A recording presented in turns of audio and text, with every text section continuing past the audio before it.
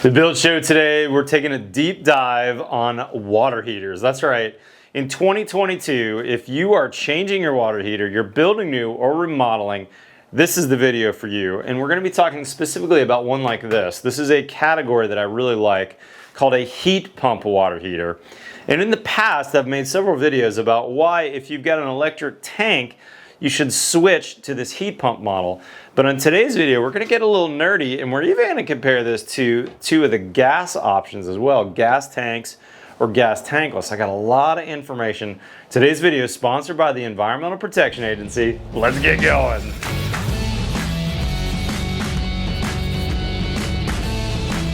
If you don't hear anything else in the video, I want you to hear this before you even get started. Look for the Energy Star logo on any model that you're considering.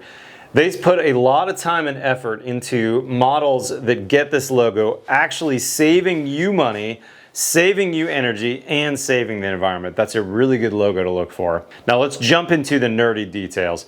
There's really kind of four categories of water heaters in the market.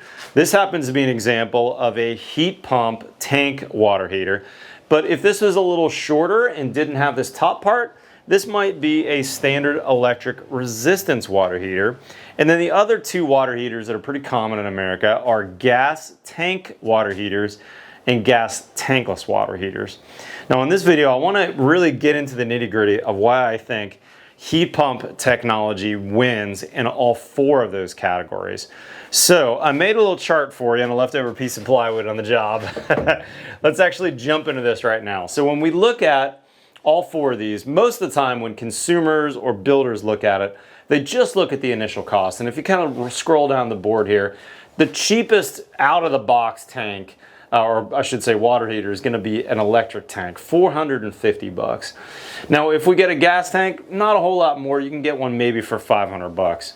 But on the upper end, you can see that they're going to range. You know, a heat pump might be as little as $1,400 to as much as $3,000. Electric and gas, well over $1,000. And gas tankless, you're going to spend almost $1,000 to maybe as much as $2,000 for a gas tankless. So initial cost is something. But next, I want to really focus on what's it going to cost you for a family of four. And if you look at the logo, the Energy Star, or pardon me, the Energy Guide label, they're always going to have this. However, when you buy them, you often don't see this because you're maybe looking at a website. You don't find that easily. So let me break this down. Here's a range of what this Energy Guide is going to look like depending on which model you choose. So if we go heat pumps, they're going to range from about $100 to about $160 for a family of four for a whole year's worth of electricity to run this. That's your actual out-of-pocket cost. Now if you get a tank electric, look at this. And then you're talking about 4 times as much as these numbers here. They are darned expensive. It actually could be over $500. Tanked gas units are going to be more than double the energy use of a heat pump tank. And then when you go tankless, they're about the same cost. Maybe slightly less than a gas tank, but not a whole lot less.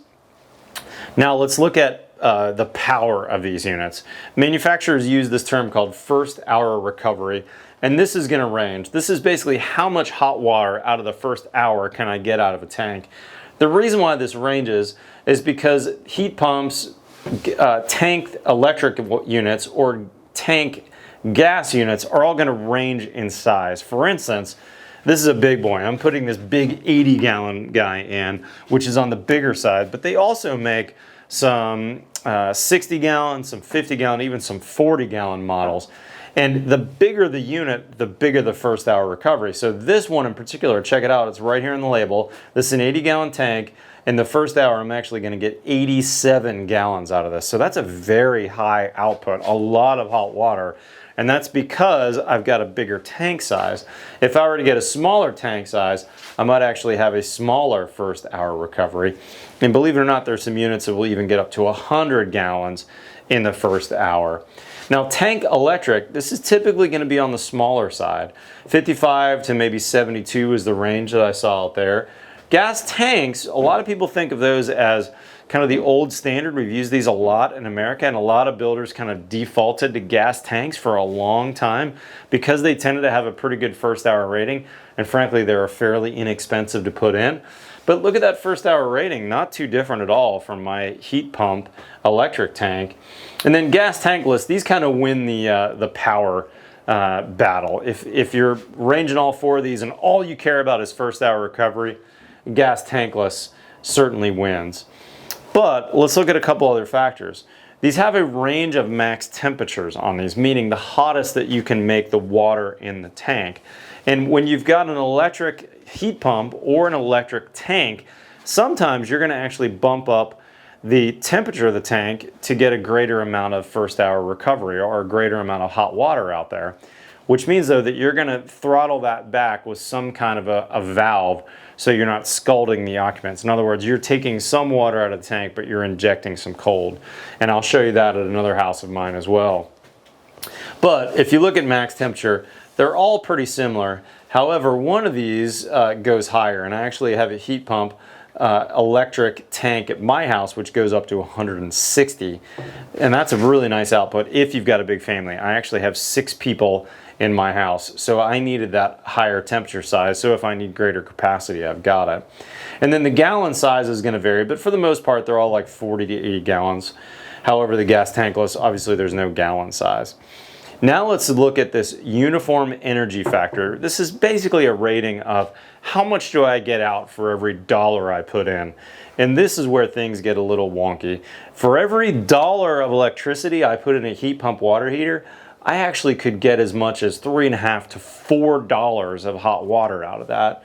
Whereas my tank electric, I'm gonna get somewhere around 90 cents to $1. And on a tanked gas unit, I'm only going to be anywhere from maybe 60 to 80% efficient. There are some really high efficiency tanks that actually get above 90%, but none of these numbers are over 1. And the same with gas tankless, maybe 80, 90% efficient, never over 1. This is the only model where I put $1 in and I'm getting more than that dollar back. I'm getting $3 to $4 of hot water out of a big tank that's very efficient like this. Now, how does that work? This upper unit up here is basically a little HVAC system or a little refrigerator. Just like at your house, your refrigerator in the kitchen runs kind of silently in the background. It's taking the cool air that's in your house and pumping it into the refrigerator, and it's cooling the refrigerator, the freezer. This is doing the same thing except opposite. It's taking the heat that's in this air, in this storage closet off this garage, and it's dumping it into the tank, and it's doing it very, very efficiently because it's using the refrigerant cycle. Now, this is a slightly newer technology, let's say, than these other 3 models, but I made a video in 2010 about my first heat pump water heater install, and now more than a decade later, that model's still going strong and hasn't caused any problems for that homeowner, still giving nice, reliable hot water. So even though these have only been on the market for a little over a decade, the technology that's up here that makes it happen has been around for many, many decades. So this is not new tech. It's just a slightly different form factor. All right, so now that we've gone through this chart, this is basically like initial cost and some of those other things that are kind of the easy things to look up on the web. Now let's actually take a look at what the true cost of ownership is over a decade of service. So what I've done here is the same 4 categories. I've taken the annual fuel costs, a little bit of maintenance that's going to be required for these units, and by the way, you're gonna notice the tankless gas actually requires a little more maintenance. I've got some great videos on that if you want to see it. But then I'm also going to bake in some rebates and some incentives. Your local utility, believe it or not, may have some amazing rebates like I have here where I am in Austin, Texas.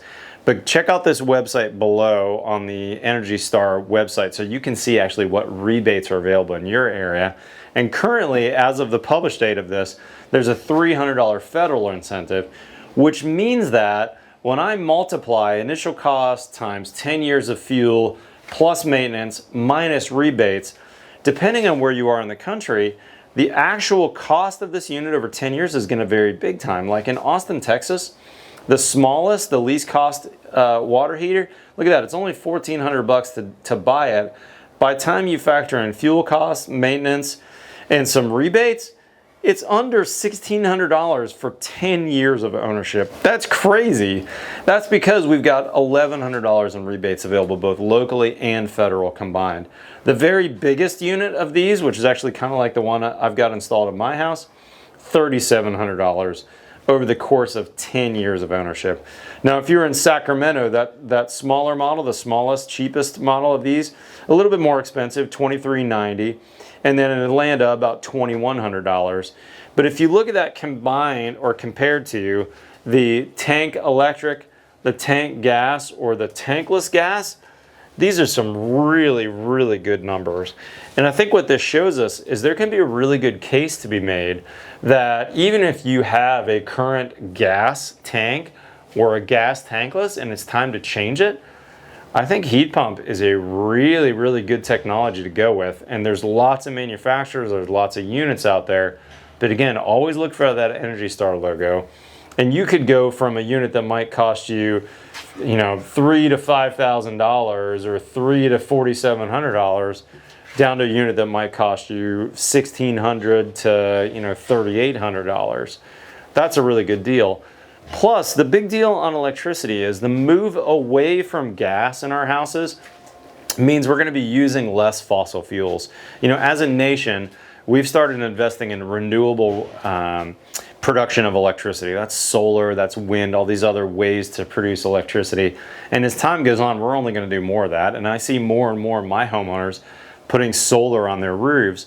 So why not be ready that if you've got solar in your roof in a couple of years, that solar power can go right to heating your hot water. I think that's a really big deal. So as a nation, I think we should be moving towards this heat pump technology. This is really making the most of your dollars currently and also making the best decision for future generations and for our environment. Another point that I want to talk about with these heat pump water heaters is placement. If you're in the South, like I am, garages or a space like this closet, which is off the garage, this is an unconditioned space. This is a perfect spot for this heat pump water heater because it's going to gather the heat that's in the air, it's going to put it into the tank, and then out of this top port right here, we're going to have a little bit of cold air coming out. And then once this condensate drain gets hooked up, there might be some condensate. So it's going to add a little bit of cool air and a little bit of dehumidifying effect to this space. So this garage in the South, perfect. Now, if you're in the North, though, the basement is actually a great spot for this as well. A lot of people in the North have dehumidifiers in the basement, and this is going to provide some dehumidification as well. Just know that when it's running, it's going to provide a little bit of cool air to that space. Totally fine in the North. So really, no matter what area you are, North or South, these heat pump water heaters are going to work. You just got to think about placement. Guys, check out this link that I've got below here to the EPA website. Give you lots more information. You can find lots of local rebates.